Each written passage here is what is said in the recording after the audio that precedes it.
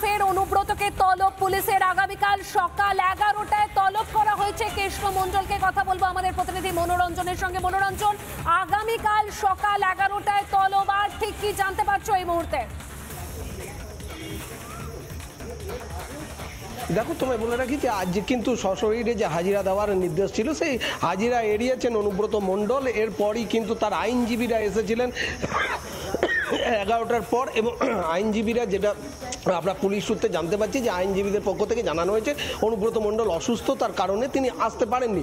এবং এরপরই কিন্তু পুলিশের পক্ষ থেকে সিদ্ধান্ত নেওয়া হয় যে তাকে দ্বিতীয়বার নোটিশ সার্ভ করা হবে এবং আগামীকালই বেলা 11টার মধ্যে তাকে হাজিরা দিতে বলা হচ্ছে। এবং এই যে দ্বিতীয় নোটিশ দেওয়া হচ্ছে, এরপর কি অনুব্রত মণ্ডল হাজিরা দেবেন এসডিপিও অফিসে? কারণ এসডিপিও হচ্ছেন এই ঘটনার তদন্তকারী আধিকারিক। স্বাভাবিকভাবেই এই যে এসডিপিও অফিস, এই এসডিপিও অফিসেই কিন্তু আগামীকাল অনুব্রত মণ্ডলকে হাজিরার নির্দেশ দেওয়া হয়েছে। তবে দ্বিতীয় নোটিশের পরও যদি অনুব্রত মণ্ডল না আসেন, তাহলে কি করা হবে? জানা যাচ্ছে যে সেক্ষেত্রে আরও একবার নোটিশ সার্ভ করা হতে পারে এবং তৃতীয়বার নোটিশ সার্ভ করা হতে পারে, আর তা না হলে আইনানুগ ব্যবস্থা নেওয়া হতে পারে। তবে যেটা তৃণমূল সূত্রে বা অনুব্রত ঘনিষ্ঠ সূত্রে জানা যাচ্ছে, যে অনুব্রত মণ্ডলের আইনজীবীরা সোমবার পর্যন্ত অপেক্ষা করতে চাইছেন, কারণ সোমবার আদালত খুললেই তারা আগাম জামিনের জন্য আবেদন জানাবেন, এবং সেক্ষেত্রে আদালত যদি তা মঞ্জুর করে, তাহলে তারপরই কিন্তু হাজিরা দেওয়া সম্ভব অনুব্রত মণ্ডলের পক্ষে, এবং অনুব্রত মণ্ডল সেক্ষেত্রে হাজিরা দেবেন। কিন্তু যেভাবে 24 ঘন্টা যেতে না যেতেই ফের দ্বিতীয়বারের জন্য নোটিশ সার্ভ করা হলো, হাজিরা দেওয়ার নির্দেশ দেওয়া হলো, তারপর পুলিশ কি কঠোর ব্যবস্থা নেবে? গতকাল জেলা পুলিশ সুপার আমনদীপ যেটা জানিয়েছিলেন, যে তারা কিন্তু কঠোর পদক্ষেপ নেওয়ার পক্ষেই রয়েছেন, এবং সেক্ষেত্রে আজকের হাজিরা এড়িয়ে যাওয়া এবং তারপর কি পদক্ষেপ পুলিশ নিচ্ছে সেদিকেও সবার নজর থাকছে, এবং সে নিয়ে জল্পনা রয়েছে।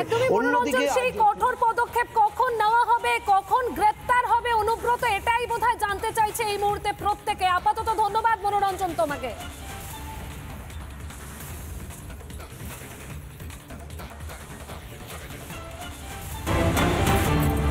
এই মুহূর্তে আরো একটি ব্রেকিং নিউজের দিকে নজর রাখি। আব্দুর রহিম বকশির মেয়ের চাকরি ঘিরে বিতর্ক।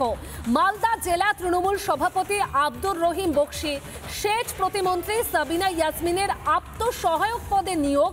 আব্দুর রহিম বকশির মেয়ে। পশ্চিমবঙ্গ সরকারের হোম অ্যান্ড হিল অ্যাফেয়ার্সে তৃণমূল নেতার মেয়ের চাকরিতে তৈরি হয়েছে বিতর্ক। সোশ্যাল মিডিয়ায় পোস্ট। রাজ্য বিজেপির সভাপতি সুকান্ত মজুমদারের স্বজন পোষণের অভিযোগ। বিজেপির রাস্তায় বসে রয়েছে রাজ্যের হাজার হাজার চাকরিহারারা, আর নিয়োগ চেয়ে যারা বছরের পর বছর ধরে ধর্ণা করছেন, আন্দোলন করছেন, সেখানে স্বজন পোষণ করে সরকারি চাকরি দেওয়া হচ্ছে শাসক নেতার মেয়েকে।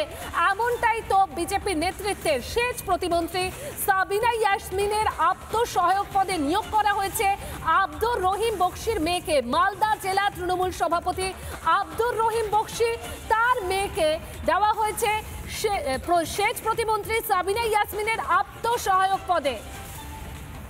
ঠিক কি অভিযোগ করছেন বিজেপি নেতা অমলান ভাদুরী, শুনবো। আমরা রাজ্য সরকারের একটা নোটিফিকেশন দেখলাম ইরিগেশন দপ্তরে, সেখানে মালদা জেলা তৃণমূল কংগ্রেসের সভাপতি আব্দুল রহিম বকশির মেয়েকে একটা কন্ট্রাকচুয়ালে চাকরি দেওয়া হয়েছে, সেই ডিপার্টমেন্টের মন্ত্রী সাবিনা ইয়াসমিন।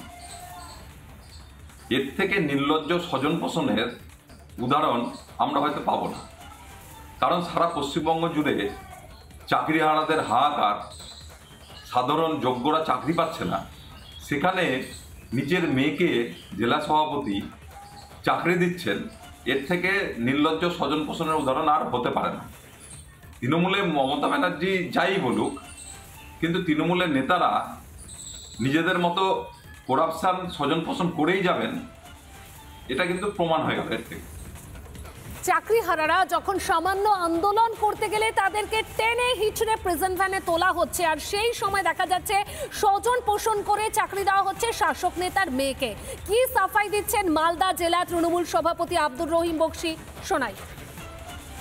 আমার মেয়ে বিবাহিত, আর আলাদা সংসার আছে, আলাদা ঘর আছে, সে আলাদা জায়গায় থাকে। সেক্ষেত্রে ও চাকরি পেয়েছে কিনা, বা যে মন্ত্রী সাবিনা ইয়াসমিনের কথা বলা হচ্ছে, সেটা একটু তাকে দিয়েছে কিনা তাদের ব্যাপারে আমি সেখানে বলতে পারবো। আমি কোনো সুপারিশও করিনি, আমি এই ব্যাপারে কিছু জানিও না, আমার কিছু জানার নেই। আমি আপনারা যখন বলছেন আমি খোঁজখবর নিয়ে দেখব। পরিবার শুধু লোকই শুধু শিক্ষিত, আমার এই মেয়েটাও শিক্ষিত, ফলে সেক্ষেত্রে এই ধরনের অপবাদ দেওয়া হচ্ছে আমাকে। আমি ঠিক বুঝতে পারছি না যে এই অপবাদ দেওয়া হচ্ছে কেন। 2 কোটি চাকরির প্রতিশ্রুতি দিয়েছিল কেন্দ্রীয় সরকার, সে চাকরি দিতে পারছে না বিজেপিরা।